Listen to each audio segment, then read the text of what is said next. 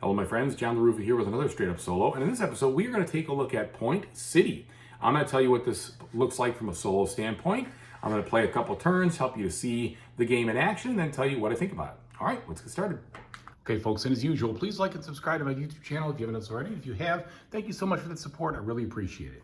All right, so this game is a very simple card game, and it is not really a tableau builder in the fact that once you build things, yeah, you get some stuff from it, but it's not like it doesn't feel like an engine builder, so to speak. I really feel like it is a card game where you're selecting cards in order to build them, okay? And when you build them, sometimes they give you permanent advantages, like a permanent source of one machine over here, or industry, or one ecology, or one community, or whatever that one is. And you can build multiple different cards, or multiple of different cards that give you the same resource type, but every single card is unique. But it's just a basic, this is kind of an abstract strategy, all right? I mean, it's got a nice little theme here for building a city, but you don't feel like you're building a city. You're just putting this stuff together. So what happens on your turn? Well, it's quite simple. On your turn, the first thing you could do is, if you have a column or a row that has all resource cards like this one, you could decide if you wanted to, I should say like this one so you can see it. You could decide to flip one of those over to make it a town card or a city card, but you don't have to. That's just optional. Okay, then you're going to select any card and you're going to take one of the cards that's adjacent to it. The thing is that if it is a city card, you have to be able to build them in this turn. So I couldn't just pick these and then hang on to them, all right? If I wanted to do these two cards, I'd have to have 4 ecology and then 1 community, all right? And I don't have that, so I couldn't do that. But I can also choose cards like this or a mixture of them to get the resources I need to build those things, okay? So as I'm playing the game, what is my goal? What am I trying to do? Well, I'm trying to score the most points by either getting cards that have points or by getting cards that have this little civic symbol that will give me a conditional point thing. So for instance, this one says if I was to get this, I would get 2 points for every machinery resource that would be produced in my city at the end, all right? Now, the only way you can get those are through cards that reward that civic symbol here. And those are probably the best way to get the most points because those can score the highest, where I think the highest card value point-wise might be a 5 or a 6.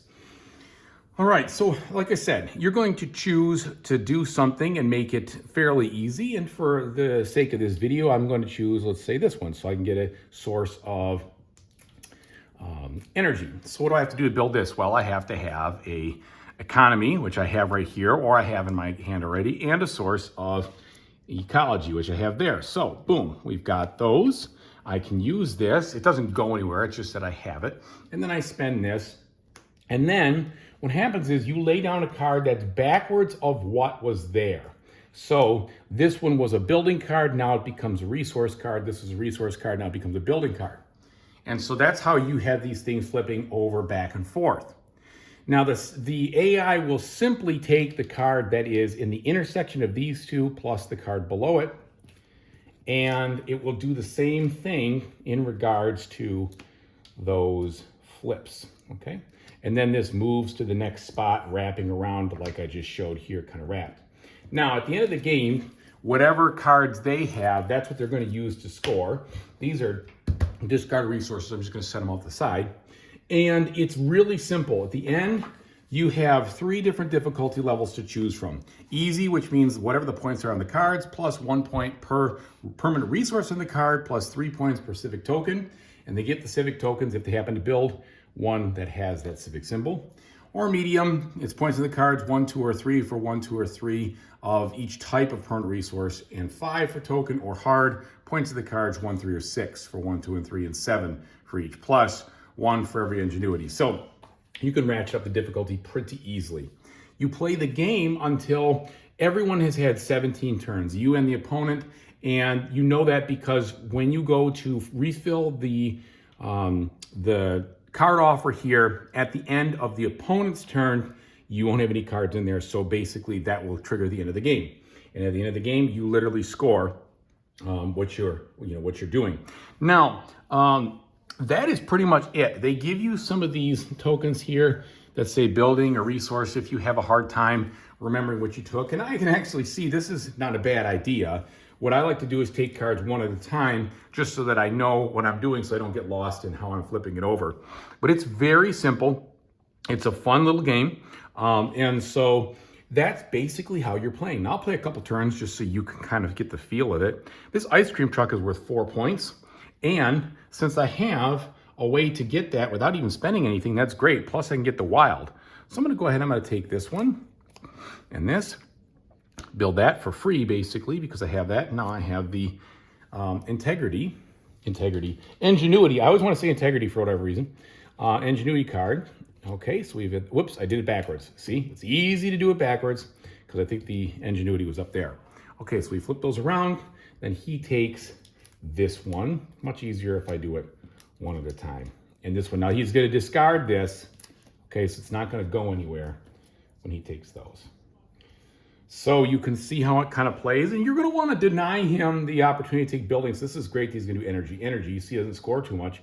But sometimes if you deny him too much, this really becomes a wash with a lot of buildings, and you can draw 2 off the top of this deck. That is possible.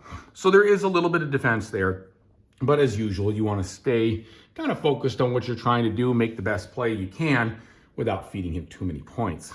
All right, so I know in this case, he would take those 2, so that's no big deal. It would be nice if I could build this.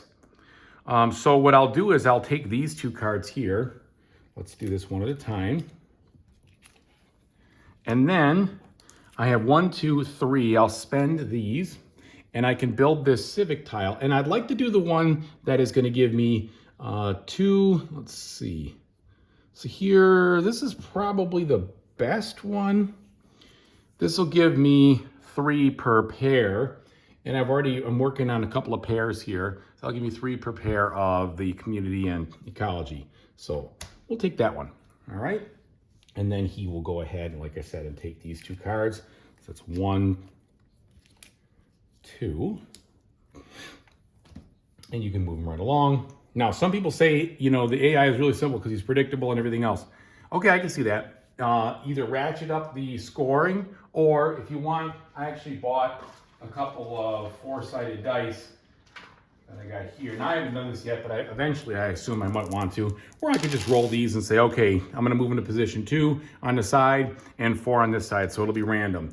And that could at least, you know, move things, make things a little bit more like a real multiplayer game. However, I'm gonna guess that the scoring, etc., is set up in such a way that it plans on you being predictable with those. But either way. Okay, so let's see, maybe if I get another one of these tiles here. So I've got energy, and I don't have anything making coin, but I could get this, for instance, and that would be a way to do it. Because I want to get, so why don't we do this? So I'll take the community garden, all right, and I'll fill this in, and then this. And then in order to use this, well, I've got 1, 2, so I could spend this for anything. It's a wild card. And then I have the coin that I had previously over here, or the economy. Okay, and so we can put this over there, and now I'm starting to work on my pairs here to ratchet up, you know, that bonus right there. So that's pretty much it. And oh, by the way, when you have a situation like this where he goes down to the bottom, it's going to kind of wrap up to the top. Well, I guess not kind of, it's going to wrap up to the top. That gets discarded, and then he comes over here. Really simple. Okay, I think that shows it pretty well. Let me tell you what I think about it. So Point City is definitely a very light, very easy to play solo game. And I kind of put it at the level of like maybe one step over like playing like a game like Solitaire or Klondike, depending on how you look at that, however you call it.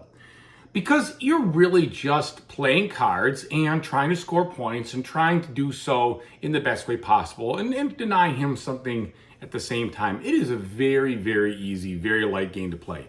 And so if you're looking for a game to play just on a little card table or something that's just going to be a relaxer, this is a great game for that. There is no way it's going to burn your brain, I don't think. Even people who are prone to AP once you kind of play a game or two, you just kind of have a good feel about what you want to do and what you're trying to do, and you work towards it. I specifically bought it for that reason, so I'm not disappointed. But if you wanted to play something that was much more cerebral, or has more of a theme, or more of a mechanic that is new and exciting, this game is not going to provide it. It is just what it looks like. And for that, that's why I bought it, because I want a couple of games that I can play that I could just kind of bust out, set up literally in 2 minutes, which is what this game takes to set up, not even, and finish it in 15. And it is a really quick, really easy game to play, and pretty darn easy to score as well. So it's really not anything that's going to overwhelm you. And if you're looking for that, then I think this one's a good one from a solo standpoint. If you're looking for something bigger, or something a little bit more complex, or a little bit more unique, or whatever, this game is not going to do it for you. So either way, thanks so much for watching. I really appreciate it. And whatever you do in the future, I really hope you have a fantastic time doing it. Take it easy, everybody.